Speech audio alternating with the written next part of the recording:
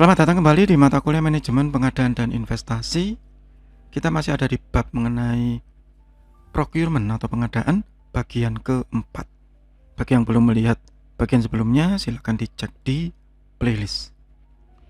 Di bagian awal saya menjelaskan definisi dari procurement serta tujuan dari procurement atau pengadaan tersebut secara umum. Saya lanjutkan lagi di bagian kedua dan juga menjelaskan mengenai cara memilih supplier. Di bagian ketiga, metode-metode yang ada di dalam procurement, ya. Dan di bagian akhir, saya menjelaskan mengenai electronic procurement. Sekarang kita lanjutkan mengenai jenis-jenis dari e-procurement. Yang paling ideal adalah web-based ERP, ya, Enterprise Resource Planning. Ini bagi Anda nanti yang tertarik begitu, Anda bisa belajar lebih lanjut di materi mengenai SCM, ya, Supply Chain Management. Ya, karena ini masuk di dalam area situ.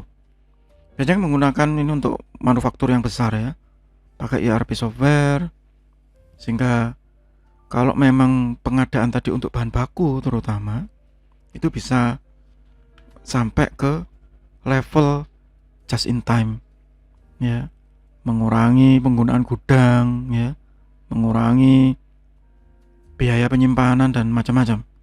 Yaitu di materi yang berbeda, ya. Kemudian, ya, kalau bisa purchase ordernya itu otomatis sesuai dengan BOM atau bill of material. Ini kalau pabrik, ini manufaktur.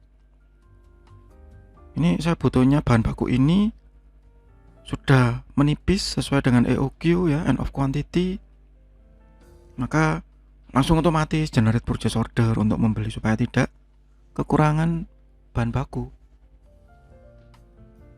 Dan biasanya itu otomatis, ya, purchase ordernya otomatis terkirim ke supplier, ya, dan ada schedule-nya juga, sehingga tahu nanti dari software tadi kapan terjadi cancel, kapan terjadi delay, kapan terjadi pengirimannya terlalu cepat begitu.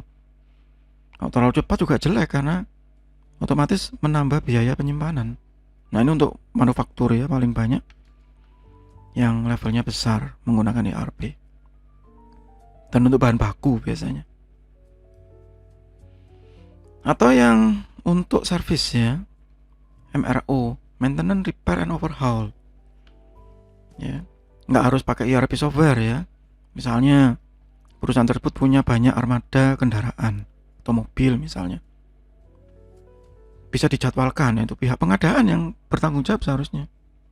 Kapan waktunya ke bengkel, kapan waktunya ganti oli misalnya, kapan waktunya balancing, kapan waktunya ini, ada semua.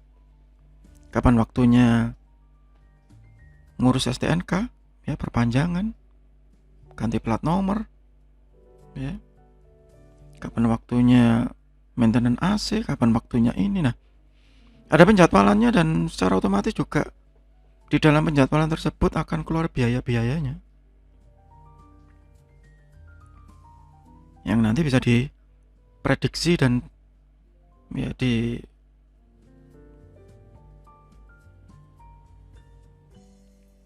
dihitung oleh pihak yang berkepentingan. Dan juga sourcing.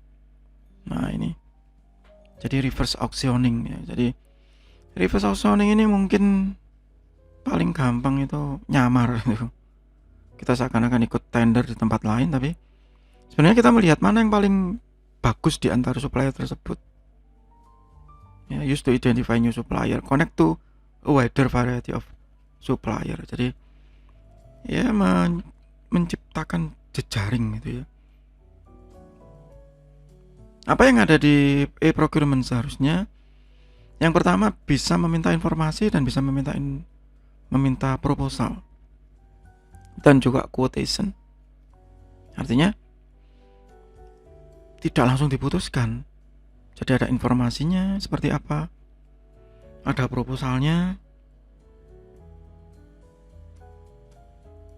kemudian dipilih mau pakai kuantitatif seperti video sebelumnya atau hanya biasa itu, ya, tinggal dicentang-centang, atau misalnya pakai metode, wah, itu lebih bagus. ya, pakai metode itu yang seharusnya ada.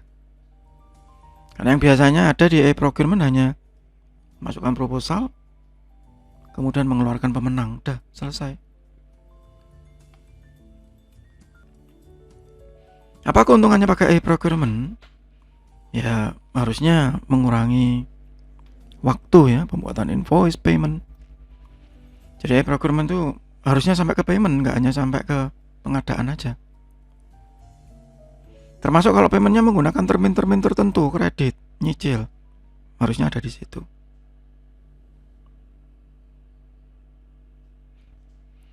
Compliant benefitnya, jadi sesuai dengan policy and prosedur, sehingga prosedurnya itu baku, tidak ambigu, tidak berbeda di tiap supplier, meskipun itu kenalannya manajer kayak direktur kayak apa, terserah. Yang penting prosedurnya sama.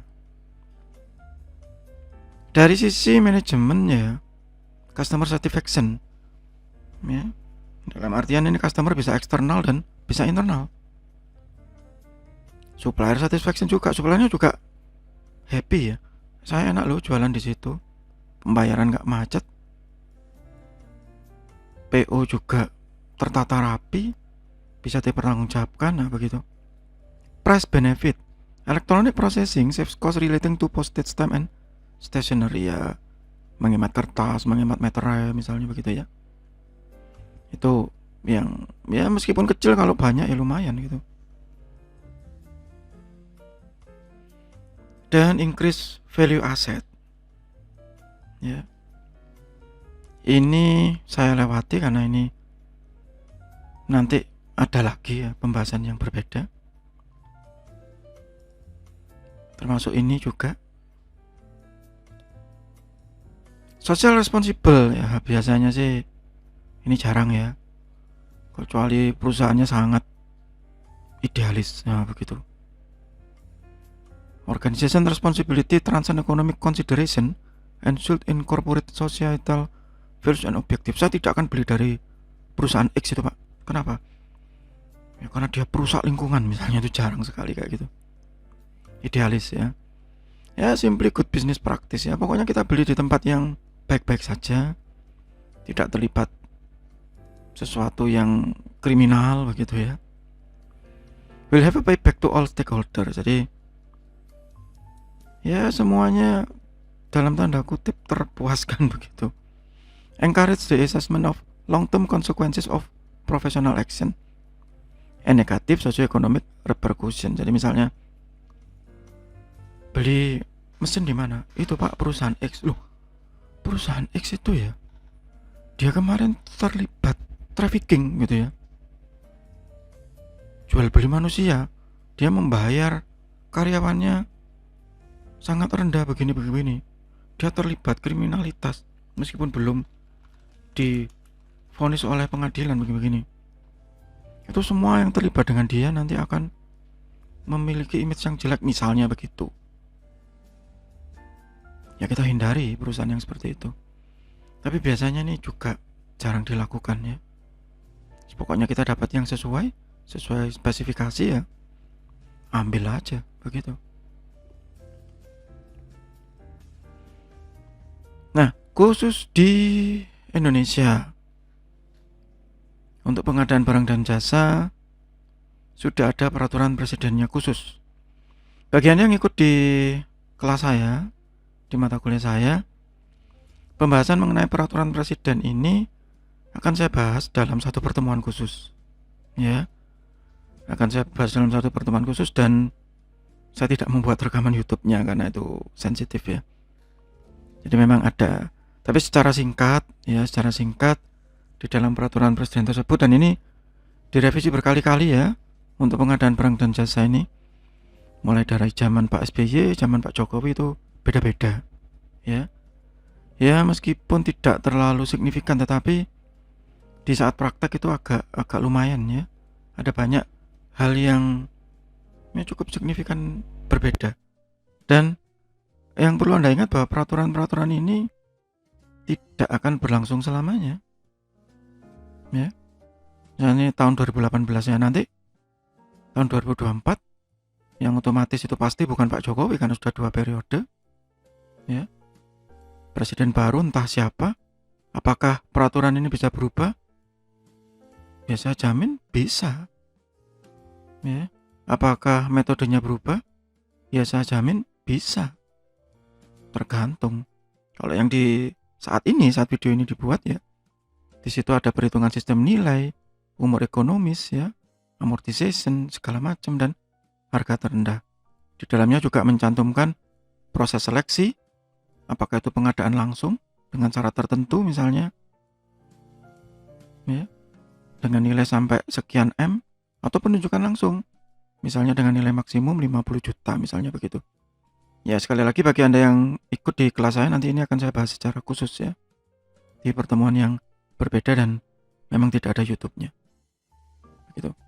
Baik, demikian bab untuk procurement atau pengadaan sebagai pengantar pertama masih di mata kuliah manajemen pengadaan dan investasi. Semoga bermanfaat. Tetap sehat, tetap semangat. Terima kasih.